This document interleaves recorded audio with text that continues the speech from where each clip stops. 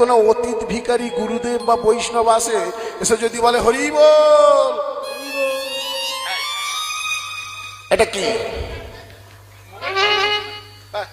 এ বলছে পকেটে হাত দেওয়া আছে মানে মোবাইল। না না, পকেটের হাত ভেতরে গেছে মানে ওর ভেতরে কাজ চলছে, মানে গণা চলছে।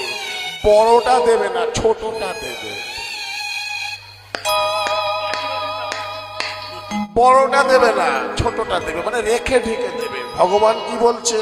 আরে তোর আলমারিতে কত আছে, তোর পকেটে কত আছে, আর বিদেশের ব্যাংকে কত রেখেছিস আমি সবই জানি। আর তোকে দিয়েছি কেন? অতীত ভিখারি, ব্রাহ্মণ, বৈষ্ণব, দেবদেবীর পূজায় কিছু অন্তত দান করার জন্য। তুমি বেটা খরচ করলে না, সব নিজের মতো করে একা করে রাখছো, তাহলে কি হবে? খরচ কোথায় হবে? পরে বলবো। সবাই মিলে একবার শ্রী চৈতন্য মহাপ্রভু।